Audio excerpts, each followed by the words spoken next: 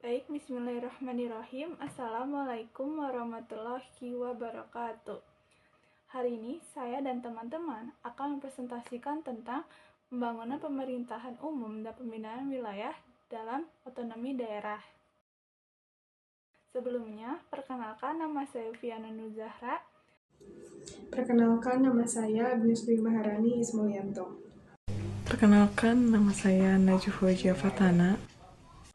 Selanjutnya itu adalah latar belakang. Otonomi daerah memerlukan pengelolaan yang baik agar pelaksanaan dapat berjalan secara efektif dan sesuai dengan tujuan yang telah ditetapkan. Dalam hal ini juga, peran pemerintahan umum dan pembinaan wilayah menjadi sangat penting untuk menjaga stabilitas serta keseimbangan pembangunan di daerah. Tanpa adanya pembinaan baik, pelaksanaan otonomi daerah berpotensi menimbulkan permasalahan seperti konflik antara wilayah dan ketimpangan pembangunan. Baik, selanjutnya itu ada pengertian pemerintahan umum. Pemerintahan umum merupakan kewenangan pemerintahan pusat yang dilaksanakan di daerah sebagian dari penyelenggaraan pemerintahan dalam kerangka negara Kesatuan Republik Indonesia. Kewenangan ini juga berkaitan dengan fungsi dasar negara untuk menjaga ketertiban dan keamanan masyarakat. Selain itu juga, dalam ini juga mempertahankan persatuan dan kesatuan bangsa. Selanjutnya, melalui pemerintahan umum, pemerintahan pusat tetap hadir di daerah untuk memastikan bahwa kondisi sosial, politik, dan pemerintahan tetap. Lalu ada fungsi pemerintahan umum. Pemerintahan wilayah memiliki fungsi yang sangat penting dalam mendukung penyelenggaraan pemerintahan di daerah. Salah satu fungsinya adalah menjaga stabilitas nasional agar tetap terpelihara di seluruh wilayah. Selain itu, pemerintahan umum juga berfungsi untuk melakukan koordinasi antar lembaga pemerintahan sehingga tercipta keterpaduan dan keselarasan dalam pelaksanaan kebijakan. Fungsi lainnya adalah melakukan pengawasan terhadap jalannya pemerintah daerah agar tetap sesuai dengan peraturan perundang-undangan. Lalu selanjutnya ada pengertian pembinaan wilayah. Pembinaan wilayah merupakan upaya yang dilakukan oleh pemerintah dalam rangka mengatur, membimbing, dan mengembangkan daerah sesuai dengan kondisi, potensi, dan kebutuhan masing-masing wilayah. Pembinaan ini bertujuan untuk menciptakan pembangunan yang tertib, terarah, dan merata di seluruh daerah. Selain itu, pembinaan wilayah juga diarahkan untuk meningkatkan kemampuan daerah dalam menyelenggarakan pemerintahan serta mendorong peningkatan kesejahteraan masyarakat. Baik, di sini saya akan menjelaskan pentingnya pembinaan wilayah. Yaitu ada tiga. Yang satu ada mencegah konflik daerah, yang kedua ada menjaga persatuan dan kesatuan nasional, dan yang terakhir ada mengurangi ketimpangan pembangunan. Dan yang ke-1, mencegah konflik daerah, yaitu pembinaan wilayah memfasilitasi koordinasi antar daerah dalam urusan lintas yurisdiksi, yaitu tapal batas, pengelolaan sumber daya bersama, dan migrasi penduduk. Melalui forum koordinasi dan deteksi dini oleh aparat pusat di daerah, potensi gesekan sara, sengketa lahan, atau perebutan sumber daya dapat diredam sebelum eskalatif. Yang kedua, menjaga persatuan dan kesatuan nasional. Fungsi pembinaan wilayah menjadi instrumen untuk memastikan nilai-nilai ideologi Pancasila, yaitu ada wawasan kebangsaan dan Bhinneka Tunggal Ika, tetap hidup di daerah. Ini mencegah munculnya etnosentrisme berlebihan akibat otonomi pemerintahan pusat melalui gubernur selaku wakilnya, melakukan pembinaan ideologi, politik, seni budaya, dan pertahanan keamanan. Dan yang terakhir, mengurangi ketimpangan pembangunan. Otonomi tanpa pembinaan beresiko memperlebar gap antara daerah kaya dan miskin. Pembinaan wilayah menjadi jalur bagi pemerintah pusat untuk melakukan afirmasi redistribusi fiskal untuk DAU atau DAK dana otsus dan memastikan standar pelayanan minimal terpenuhi di seluruh wilayah NKRI. Tujuannya menjaga kesetaraan sebagai satu entitas sosial dan ekonomi.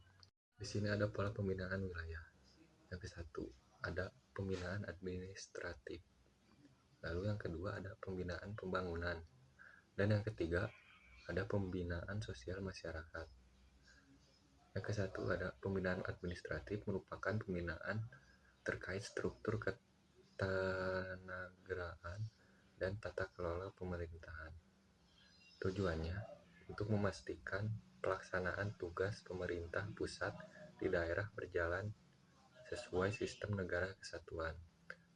Ruang lingkupnya, pembinaan administrasi pemerintahan umum, koordinasi antar perangkat daerah, penataan organisasi, penegakan peraturan perundang-undangan, dan pembinaan aparat sebagai pelaksanaan kewilayahan yang didelegasikan.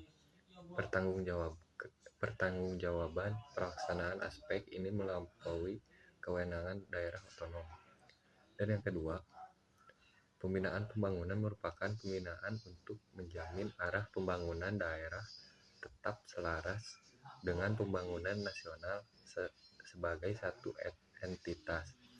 Dan ruang lingkupnya, sinkronisasi perencanaan pusat daerah, pengendalian program strategis nasional di daerah, pemerataan pembangunan untuk mengurangi ketimpangan serta memastikan pemanfaatan sebagai daya daerah tidak menyimpang dari kepentingan nasional.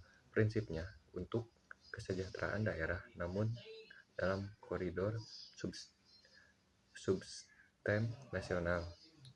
Yang terakhir, pembinaan sosial masyarakat merupakan pembinaan aspek kewilayahan di bidang ideologi, politik, sosial, budaya, dan pertahanan keamanan. Ruang lingkupnya, pemeliharaan nilai Pancasila, wawasan kebangsaan Bhinneka Tunggal Ika, pencegahan konflik SARA, pembinaan ketahanan sosial, dan deteksi dini gangguan ketertiban. Tujuannya agar entitas kebangsaan tidak mengalami pembiasaan di wilayah daerah serta menjaga persatuan dan kesatuan nasional. Selanjutnya, saya akan menjelaskan mengenai tugas dan fungsi pembinaan wilayah. Pembinaan wilayah memiliki peran penting dalam menjaga stabilitas dan pembangunan daerah agar berjalan sesuai dengan tujuan nasional. Tugas yang pertama yaitu mengawasi daerah. Mengawasi dalam aspek dinamis dan statis di lingkungan geografi sosiologis di wilayah, terutama di bidang kepolisian, keamanan, dan ketertiban. Pengawasan dilakukan agar potensi kependudukan, sosial ekonomi, sosial budaya, sosial politik, dan pertahanan keamanan tidak menyimpang dari koridor negara kesatuan. Pertanggungjawabannya melampaui kewenangan daerah otonom karena pemerintah pusat wajib mengontrol daerah sebagai subsistem nasional. Tugas yang kedua yaitu memberikan arahan. Memberikan arahan untuk menumbuh kembangkan semangat kebangsaan dan menciptakan stabilitas dalam dinamika politik, ekonomi, dan budaya di wilayah. Arahan ditujukan agar setiap individu sadar sebagai warga bangsa Indonesia, walau berbeda suku, adat, budaya, dan bahasa. Juga mengarahkan proses pengintegrasian berbagai nilai sosial kultural pada berbagai subwilayah agar tetap dalam kerangka satu bangsa. Tugas yang ketiga yaitu membantu pembangunan daerah. Membantu mengupayakan terwujudnya ketentraman dan ketertiban sebagai prasyarat kesejahteraan, serta membangun manusia dan masyarakat Indonesia dalam kerangka satu bangsa. Bantuan diarahkan pada pengelolaan potensi-potensi kependudukan, sosial ekonomi, dan sosial budaya di wilayah agar pembangunan daerah selaras dengan tujuan nasional, sekaligus mencegah pembiasan entitas kebangsaan. Nah, dengan adanya tugas dan fungsi tersebut, pembinaan wilayah diharapkan dapat menjaga keseimbangan pembangunan serta memperkuat persatuan dalam pelaksanaan otonomi daerah. Selanjutnya terdapat beberapa pejabat yang berperan dalam pembinaan wilayah. Yang pertama adalah pemerintah pusat. Pemerintah pusat memiliki kewenangan tertinggi dalam pembinaan wilayah dan bertugas mengawasi jalannya pemerintahan daerah agar tetap sesuai dengan tujuan nasional. Yang kedua yaitu gubernur. Gubernur berperan sebagai wakil pemerintah pusat di daerah serta mengkoordinasikan pelaksanaan pembinaan wilayah di tingkat provinsi. Kemudian yang terakhir adalah bupati atau wali kota. Bupati dan wali kota bertugas melaksanakan pembinaan wilayah di daerah masing-masing serta menjalankan tugas pemerintah umum kepada masyarakat. Nah, melalui kerjasama antara pemerintah pusat, gubernur dan bupati atau wali kota, pembinaan wilayah dapat berjalan lebih efektif dalam mendukung pelaksanaan otonomi daerah. Nah, baik, selanjutnya saya akan ada sedikit studi kasus antara Kota Tangerang dan juga Kabupaten Pandeglang. Ketimpangan pembangunan daerah, ekonomi daerah. Mungkin ketimpangan antara Kota Tangerang dan Kabupaten Pandeglang terjadi karena beberapa hal yang saling berkaitan. Kota Tangerang lebih maju karena banyak industri, perdagangan, dan dukungan infrastruktur lengkap seperti jalan tol dan bandara. Hal ini membuat ekonomi perkembangan cepat, banyak lapangan kerja, dan menarik investasi. Mungkin sebaliknya, Pandeglang masih bergantung pada pertanian dan perikanan yang hasilnya lebih kecil dan tergantung kondisi alam. Selain itu, akses jalan transportasi terbatas sehingga perkembangan ekonominya lebih lambat. Perbedaan kualitas sumber daya manusia juga berpengaruh. Masyarakat di Tangerang umumnya memiliki pendidikan dan peluang kerja yang lebih baik dibandingkan Pandeglang. Ditambah lagi, pendapatan daerah Tangerang lebih besar sehingga pembangunan bisa lebih cepat dilakukan.